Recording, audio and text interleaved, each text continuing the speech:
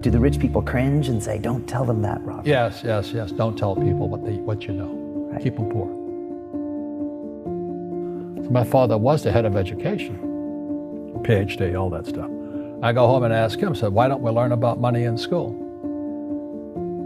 And he looked at me and says, because the government doesn't let us teach that subject. The government tells us what we can teach and what we can't teach. And I thought that was strange. And I said, but aren't we going to school to learn about money? He says, no, your job is to get a job. I said, but you get a job to earn money. He goes, no, you're supposed to just get a job. I went, no.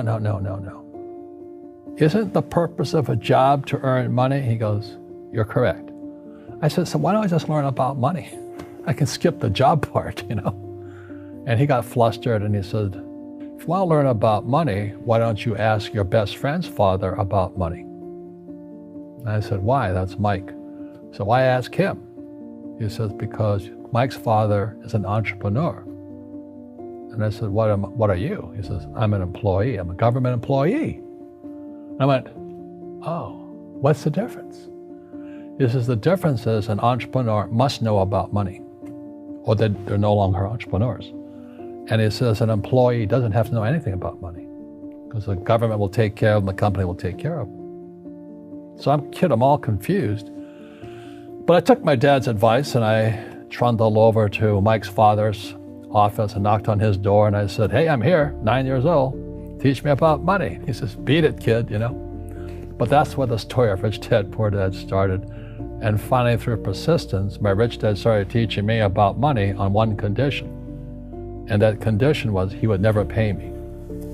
He says, the moment I pay you, you think like an employee. He says, that's the trap. Entrepreneurs work for free. And now I'm 9 years old, my head's cracking in half. He says, you never want a paycheck. You understand that, kid? I said, okay, I got it. And he says, well, how do I make money? He says, that's what entrepreneurs figure out. It's like, so how do I learn about money? So he would just break out a Monopoly game board. So I would work for free. I'd pick up cigarette butts, and he had hotels and restaurants, and I would clean and do menial tasks. And as I got older, I started getting into office work and marketing and accounting, and I was an apprentice basically, but I always worked for free. And he would teach me about money, but the way he taught me about money was playing Monopoly. And finally one day I got upset. I said, well, when are you going to teach me about money? He says, what do you think we're doing? We're playing Monopoly. He goes, no. What do you think we're doing? We're playing Monopoly. He says, what do you think we're doing? So I don't know. I'm teaching you about money. And then that's when, you have one greenhouse. He says, there's many formulas for great success in money. There's thousands of them, but one of the best ones is found on the game of Monopoly. It still is today. 4 greenhouses, 1 red hotel. I said, what? He says, one of the greatest ways to acquire great wealth is playing Monopoly in real life. 4 greenhouses, 1 red hotel. Well, is that all there is? He goes, that's it. And he says, what do you think I'm doing? And I went, I don't know. So then he took me out and he showed me his greenhouses. And 10 years later, when I was 19, I was now in school in New York, and I come back to Hawaii, and Rich Dad had bought the biggest piece of land smack dab in the middle of Waikiki Beach. And when you go to Waikiki Beach today, you'll see the Hyatt Regency Hotel. That was his hotel. Just like the game of Monopoly. Just like the game of Monopoly. Acquired assets and they became bigger assets. He just kept what's called an assemblage, because that property wasn't that big at that time. So he had to buy out all the small guys. Because Waikiki was a little dirt water little town. So he'd buy out this shop owner and buy that shop owner. And it took him a while, but he finally assembled this large piece of property. And then he and Hyatt put up this giant hotel. And it just sold for $800 million. So that's how I learned about money.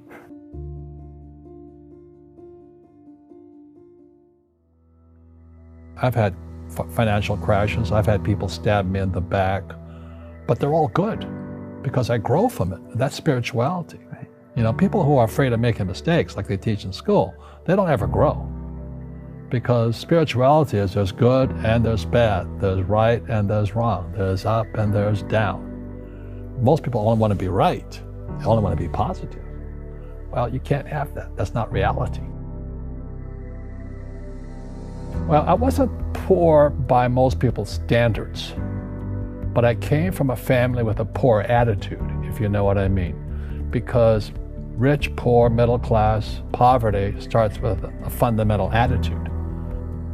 Poverty is passed on. It's taught in your families. And middle class is taught in families. And so the people right now who are sitting at home, who are struggling financially or worried about money or unhappy, they may be making a lot of money, but unhappy with what they're doing, it was probably taught to you. You know, your superego was taught, get a job, work hard, or you'll never be rich, or the rich are evil, or whatever. The school system will never teach you about money. The school system was designed to teach you to be an employee, which is important, or a doctor or a lawyer, a specialist, but never about money. And what most people lack is real business knowledge, like accounting, you know, like debt, like taxes. You got to know that stuff, but they don't teach it in school to anybody. So, and then when people ask me, how did your rich dad learn this when your poor dad, a PhD, didn't? And the answer is very simply, my rich dad was my best friend's father. His father died when he was 13. So his rich dad had this family business at 13 to run. So he had to drop out of school, which was his blessing. You know, there's blessings, and you know, sometimes the blessing doesn't look like a blessing, but it turned out to be a blessing. And then his teachers became his bookkeeper, his accountant, his attorney, his banker, his real estate agents. So he has what I call real teachers, not these fake teachers in school.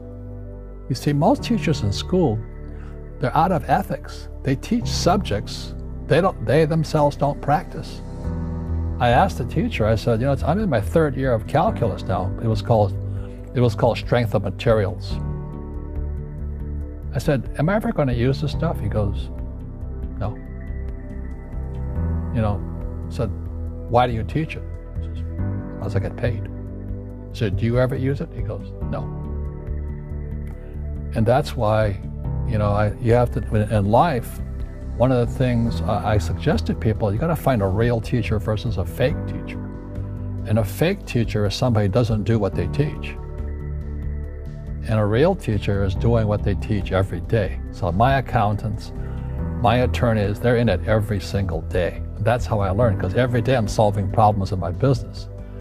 So I have accountants and attorneys and bankers and all these people on speed dial because I'm solving problems with my team.